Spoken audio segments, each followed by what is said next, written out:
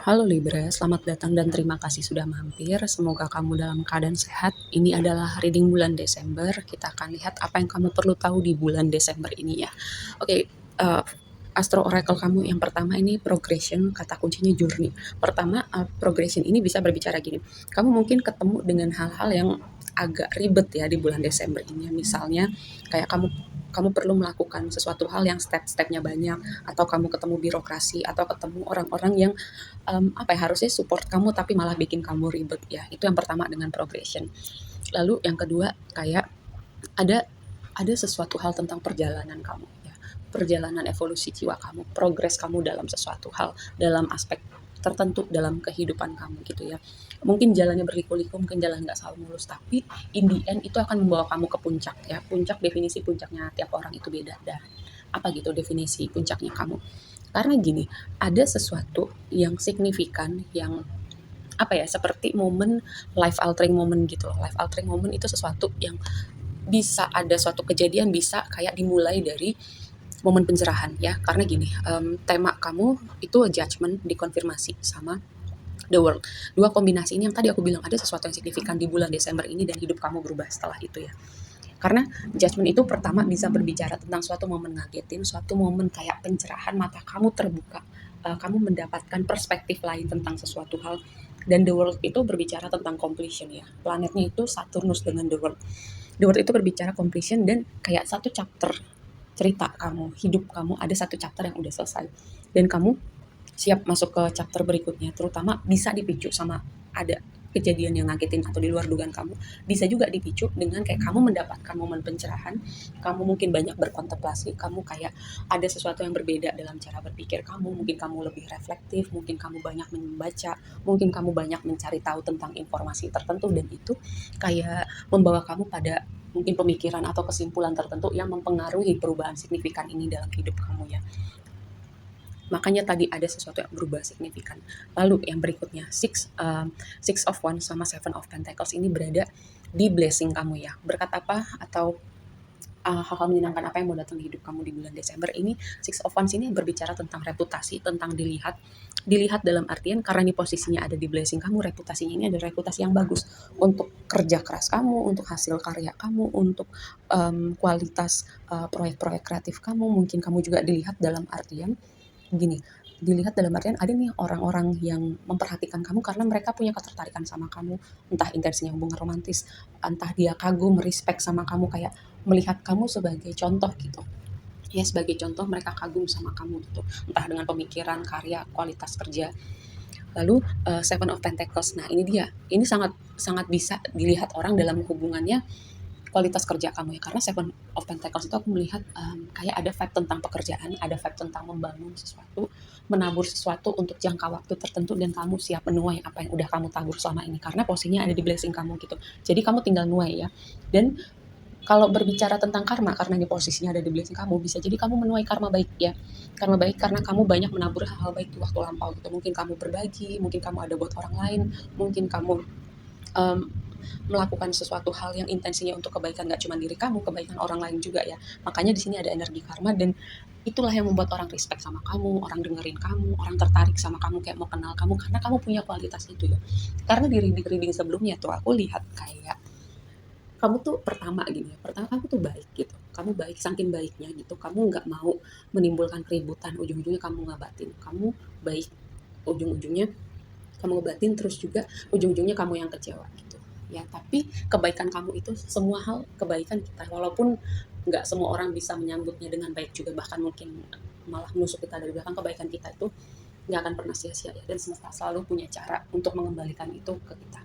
Mungkin kita suatu saat nanti kita ditolong orang, mungkin suatu saat nanti ada juga yang memberi kepada kita, atau ada orang-orang yang ada buat kita, seperti itu ya.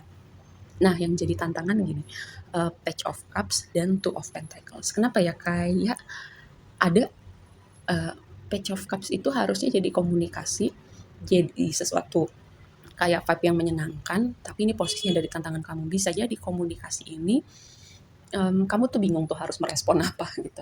Mungkin orang-orang ini punya riwayat tertentu ya di waktu lampau, jadi kamu tuh mikir-mikir mau komunikasi lagi nggak sama orang ini. Nah, kan aku udah kasih tahu nih kalau sekiranya beneran nih orang muncul lagi, kamu udah tahu nih, udah mempersiapkan diri setidaknya ya. kamu udah ngasih waktu diri kamu untuk berpikir dulu. Lalu ini juga, bisa jadi kamu tuh punya banyak ide kreatif, kamu punya banyak ide yang mau kamu lakukan, terus kamu menimbang-nimbang nih, mana dulu yang mau gue kerjain, energi gue banyak banget, ide gue banyak banget, kreativitas gue banyak banget. Dan tadi di reading sebelumnya juga aku pernah bahas, kamu tuh punya banyak ide-ide, kamu punya banyak, apa ya, punya kebijaksanaan, kecerdasan di dalam diri kamu yang kamu seringkali simpan untuk diri kamu sendiri gitu. Jadi pertama mungkin ini bisa jadi kamu mikir-mikir untuk mengkomunikasikan dengan orang lain, atau kamu punya banyak ide kreatif, misalnya kamu mau melakukan banyak hal terus kamu mau yang mana dulu nih gue kerjain, atau ada orang yang kayak mau komunikasi sama kamu terus kamu mikir diladenin nggak ya, seperti itu.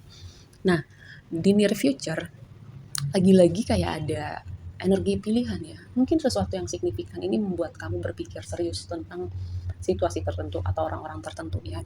Karena gini, di near future tuh ada Queen of Cups. Ini bisa mengindikasikan cinta ya, hubungan romantis, walaupun nggak masalah nih. Queen of Cups itu laki-laki atau perempuan.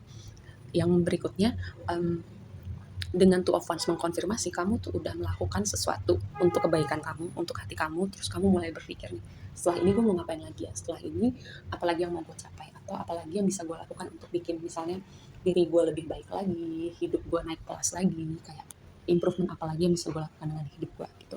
Lalu yang berikutnya itu tadi pilihan tentang orang-orang tertentu, kayak kamu mau buka hati lagi atau enggak, kamu mau ngeladenin lagi atau enggak. Karena gini, kalau kamu misalnya ragu gitu ya untuk memilih, kamu minta petunjuk gitu. Seringkali sih sebenarnya kita udah tahu kita perlu milih apa, tapi ketika kamu bimbang, kamu minta petunjuk karena Two of Wands di deck ini kayak ada sinar yang menyinari jalan gitu. Jadi semesta akan tunjukkan sama kamu ketika kamu berbicara, entah Tuhan, semesta, apapun yang kamu yakinin, kamu minta tunjukkan jalan, apa pilihan terbaik yang aku bisa buat gitu. Seperti itu ya. Lalu yang berikutnya advice. Sorry, advice-nya adalah Four of Pentacles sama Queen of Pentacles. Gini, dengan dua kombinasi ini mungkin lagi ada yang protektif sama hatinya, itu yang pertama. Protektif sama apa yang dia punya gitu. Dia punya maksudnya dalam artian bisa sesuatu yang sifatnya materi, bisa juga gini, kayak waktu, tenaga gitu. Kamu hanya mau memberikan, kamu mungkin udah banyak belajar ya, kayak kamu hanya mau memberikan prioritas kamu, misalnya waktu kamu, tenaga kamu untuk orang-orang yang benar-benar tahu nih gimana take and give dalam sebuah hubungan.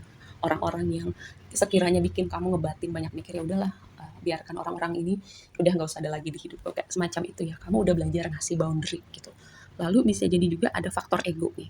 Bisa jadi kamu bisa jadi orang yang terhubung sama kamu gitu, kayak ada gengsi ya untuk mungkin komunikasi, mungkin minta tolong, mungkin ada hal-hal yang sebenarnya perlu dilakukan atau dikomunikasikan, tapi ada faktor ego di sini.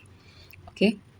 Karena di sini aku melihat sebenarnya kamu lagi fokus sama pertama menjaga stabilitas kamu, menjaga kedamaian hati kamu, mental health kamu, kedamaian ketenangan hidup kamu ya. Lalu yang berikutnya sebuah pesan lagi ini adalah kalau misalnya pun ada suatu momen mengagetkan, ada perubahan signifikan di bulan Desember ini ya, buat kamu ini adalah suatu momen, suatu situasi yang semesta hadirkan buat kamu. Karena gini, a time for healing gitu. Waktu untuk pemulihan. Semesta kayak mungkin ada aspek tertentu di hidup kamu yang kamu butuh energi pemulihan gitu, dan semesta menghadirkan situasi ini supaya kamu lihat dan kamu secara sadar gitu melakukan sesuatu, atau semesta bantu dengan situasi tertentu, orang-orang tertentu, supaya kamu memulihkan aspek ini dalam hidup kamu ya. Misalnya luka yang kamu bawa masih ada nih dari waktu lampau, atau inner child healing, atau lack mentality, kayak mentalitas kekurangan itu, ada part-part tertentu yang kamu perlu lihat dan kamu pulihkan ya. Ini adalah momen yang semesta hadirkan untuk kebaikan kamu. Dan ingat tadi di awal tuh progresi, kata kuncinya progresi dan perjalanan gitu. Ini adalah perjalanan progres kamu untuk evolusi jiwa kamu lebih jauh lagi ya. Ingat, kalaupun momen yang kaget ya, itu untuk kebaikan kamu, itu untuk momen healing kamu, supaya kamu nggak bawa energi ini ke depannya, hati kamu ringan, energi kamu ringan. Seperti itu ya. Oke, segitu aja dulu readingnya. Semoga bermanfaat dan sampai ketemu di reading berikutnya. Bye.